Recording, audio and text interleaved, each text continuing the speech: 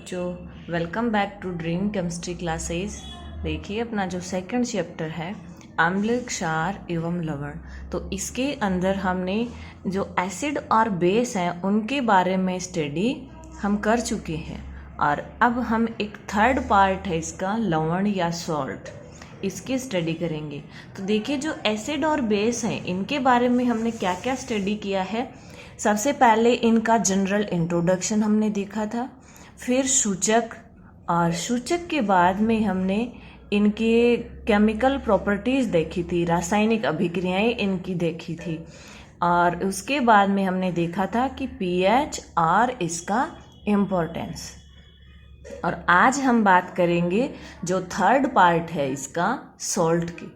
तो देखो जो सॉल्ट होता है वो क्या होता है, जब ये अम्ल और क्षार आपस में अभिक्रिया करके लवण और जल बना लेते हैं तो ये अभिक्रिया क्या कहलाती है, उदासीनीकरण अभिक्रिया कहलाती है। उदासीनीकरण क्यों कहलाती है, क्योंकि जो अम्ल की अम्लीय प्रवृत्ति है उसको जो क्षार है वो अपनी क्षारीय प्रवृत्ति से उसको न्यूट्रल कर देता है, उदासीन कर देता है। तो ये अभिक्रिया अपने इस तरह से हो जाती है कि अम्ल प्लस क्षार गिव्स लवण प्लस जल।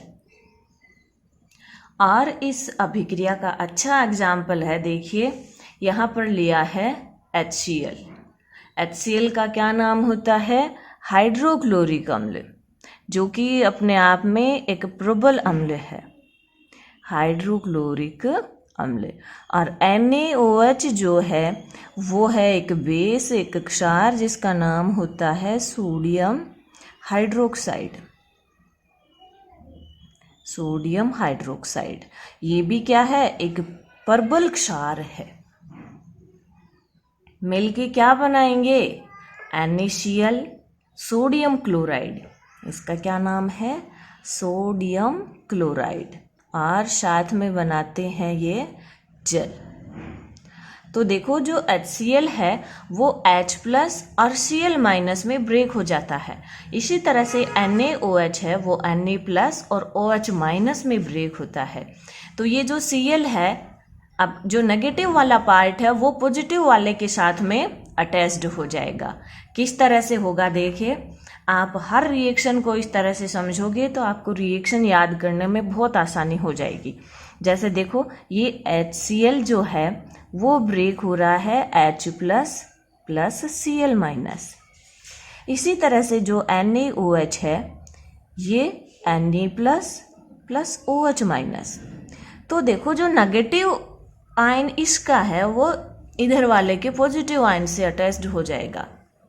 कैसे, ये Cl नेगेटिव है और इधर Na पॉजिटिव है, तो ये आपस में जुड़ के बना लेंगे NaCl, और ये H प्लस और OH माइनस बना लेंगे H2O। इस तरह से ये अभिक्रिया होती है। अब उदासीनीकरण अभिक्रिया क्यों है, क्योंकि ये प्रबल अम्ल है और ये प्रबल क्षार है, तो आपस में मिलके दोनों की प्रवृत्ति को ये क्या कर देंगे, खत्म कर देंगे और बन जाएगा सॉल्ट, बन जाएगा और जल बन जाएगा। भाई उदासीनीकरण अभिक्रिया है, इसका मतलब क्या है कि जो NaCl है इसका pH हम देखें, सॉल्ट का pH हम देखें तो क्या हो सकता है, उदासीन हो रहे हैं तो क्या होगा, 0 होगा। लेकिन कई बार क्या होता है, ये अम्ल और क्षार जो हम ले रहे हैं इनमें से कोई एक प्रबल होता है, कोई एक दुर्बल होता है। तो जो प्रबल वाला होता है उसके अकॉर्डिंग हम pH देखेंगे।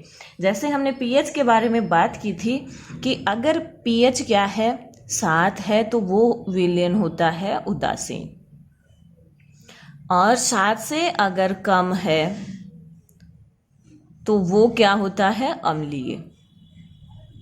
अगर pH का मान 7 से ज़्यादा हो गया तो अपना विलयन कैसा हो जाएगा, क्षारीय हो जाएगा। तो देखो जो लवण है उनकी pH के बारे में हम कुछ देखते हैं कि किस तरह से ये होते हैं।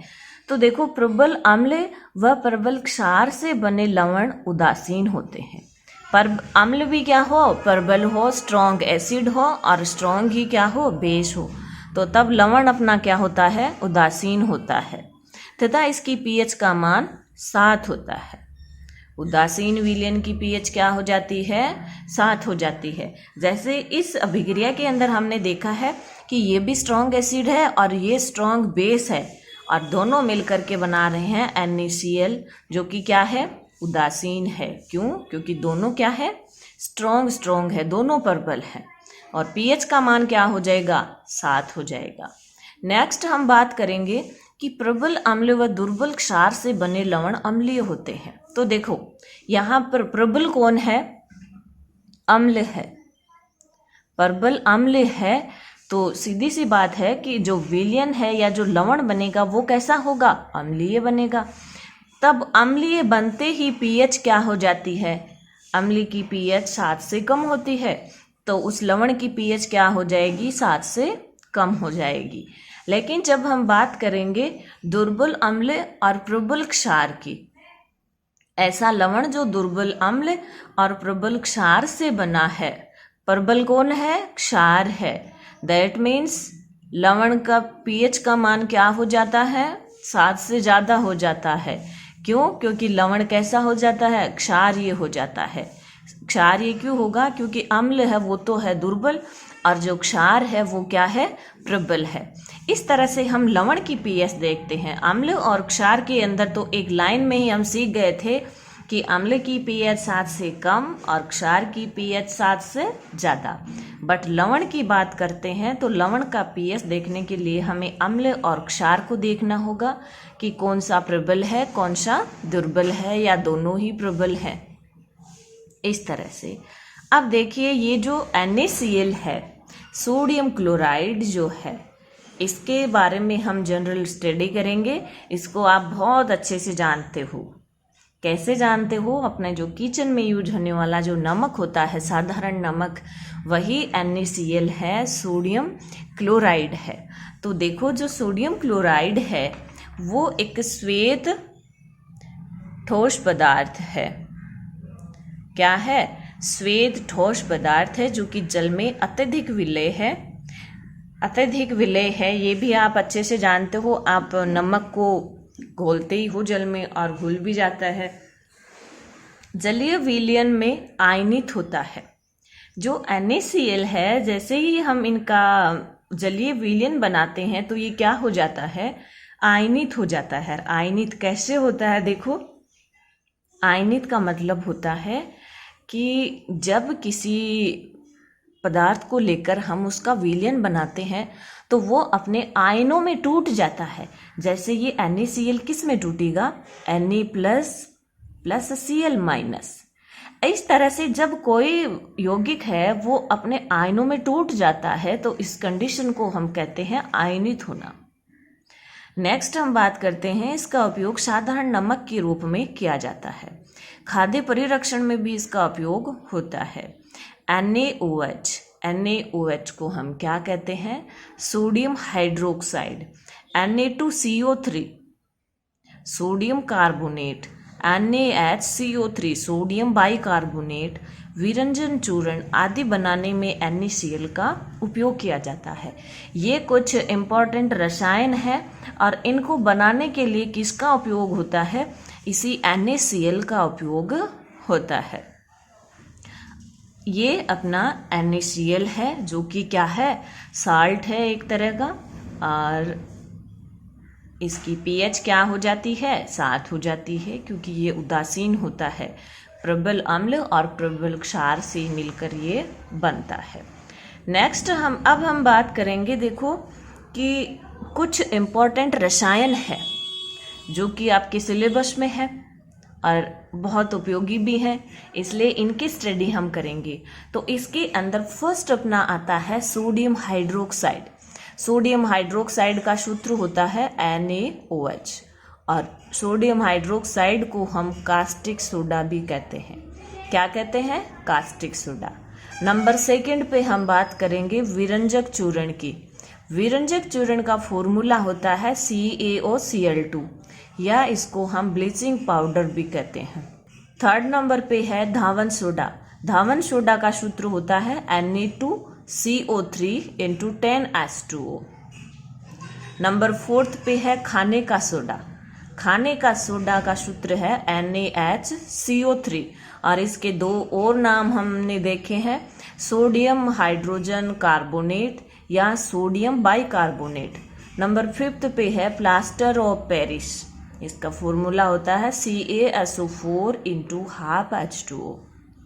ठीक है, अब 1 बाय 1 इनकी हम स्टडी करेंगे। तो सबसे पहला अपना जो रसायन है वो है सोडियम हाइड्रोक्साइड।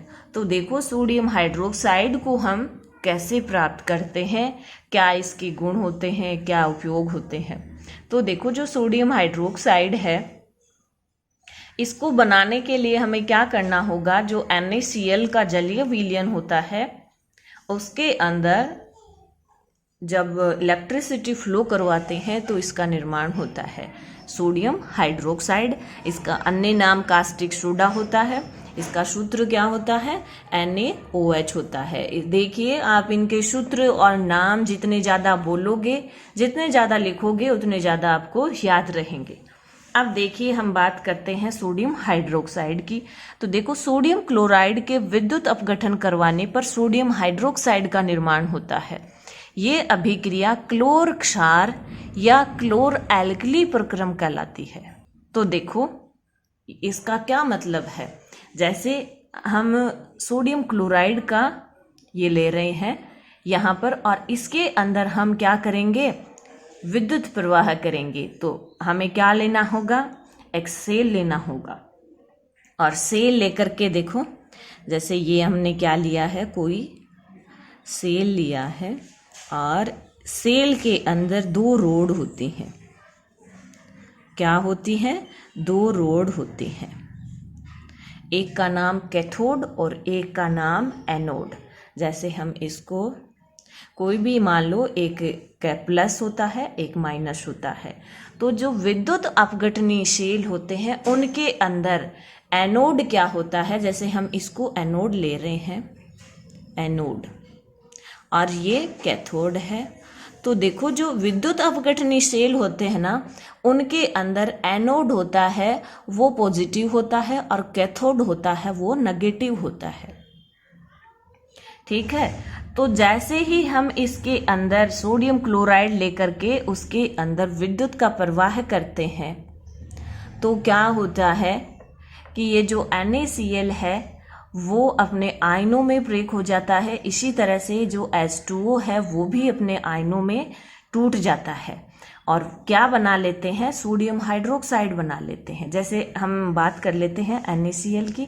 तो ये जो NaCl है ये ब्रेक किस में हुआ, 2 NaCl लिए है ना, तो देखो 2 Na+ बनेंगे और साथ में 2 Cl- बनेंगे और इधर जो 2 H2O अणु हमने लिए हैं ये कैसे ब्रेक होंगे, 2 H+ और 2 OH-। तो देखो 2 जो Na+ है वो OH- के साथ में संयोग करके बना लेंगे 2 NaOH और ये जो 2 Cl- हैं ये बना लेंगे क्लोरीन गैस और जो हाइड्रोजन है 2 H+ वो बना लेंगे हाइड्रोजन गैस। ये तो बात हो गई इसकी। अब देखो जो पॉजिटिव वाला पार्ट होता है वो हमेशा नेगेटिव वाले पे जाके जमा होता है और जो नेगेटिव वाला पार्ट होता है वो पॉजिटिव जो इलेक्ट्रोड होता है उसके ऊपर जाकर के जमा हो जाता है। और देखो ये अभिक्रिया क्लोर क्षार प्रक्रम या क्लोर एल्कली प्रक्रम कहलाती है। इसमें एनोड पर देखो क्लोरीन गैस मिलती है तथा कैथोड पर हाइड्रोजन गैस मिलती है। कौन सी गैस, हाइड्रोजन गैस। क्यों मिलती है, तो देखो कैथोड क्या है, यहाँ पर नेगेटिव है और नेगेटिव वाले पे पॉजिटिव आयन अटैच्ड होंगे। पॉजिटिव आयन कौन है, हाइड्रोजन है, तो कौन सी गैस बनाएंगे, हाइड्रोजन गैस बनाएंगे। यानी कैथोड पर हमें कौन सी गैस मिलेगी, हाइड्रोजन गैस मिलेगी। और एनोड पे क्लोरीन गैस, क्यों, क्योंकि एनोड क्या है, पॉजिटिव है और Cl- क्या है, नेगेटिव है। तो ये Cl- आयन जाएंगे एनोड पे और बना लेंगे क्लोरीन गैस बना लेंगे। और सोडियम हाइड्रोक्साइड कैथोड के नज़दीक विलयन में बनता है। जो सोडियम हाइड्रोक्साइड का विलयन है वो हमें मिलता है कैथोड के नज़दीक में मिलता है। इस तरह से ये अभिक्रिया होती है। और जो विद्युत अपघटनी सेल होते हैं उनके अंदर जब बात करेंगे तो एनोड होता है वो पॉजिटिव होता है और कैथोड नेगेटिव होता है। अब सोडियम हाइड्रोक्साइड के कुछ उपयोग हैं, उनकी बात हम कर लेते हैं। तो देखो, सोडियम हाइड्रोक्साइड का उपयोग साबुन एवं डिटर्जेंट्स बनाने में होता है। इसका उपयोग तेल शुद्धिकरण एवं कागज बनाने में किया जाता है। इसका उपयोग पीवीसी को बनाने में भी किया जाता है। पीवीसी क्या है? पीवीसी एक बहुलक है जिसका नाम होता है पॉलीवाइनिल क्लोराइड। पॉलीवाइनिल क्लोराइड जो कि क्या है? एक बहुलक है। इसका बनाने में किसका उपयोग होता है? सोडियम हाइड्रोक्साइड का उपयोग होता है। और इसका लास्ट उपयोग है कि इसका उपयोग पेस्टिसाइड्स के रूप में भी होता है। इस तरह से आज के इस लेक्चर में हमने क्या स्टडी किया है? सोडियम क्लोराइड और सोडियम हाइड्रोक्साइड। और बाकी जो अपने रसायन हैं उनकी स्टडी हम नेक्स्ट वीडियो के अंदर करेंगे। तब तक आप इसको देखिए। आपको वीडियो पसंद आता है तो लाइक और शेयर करें, और जो अपना चैनल है ड्रीम केमिस्ट्री क्लासेज उसको सब्सक्राइब करें ताकि लेटेस्ट वीडियो की नोटिफिकेशन आप तक पहुंच सके। Thank you.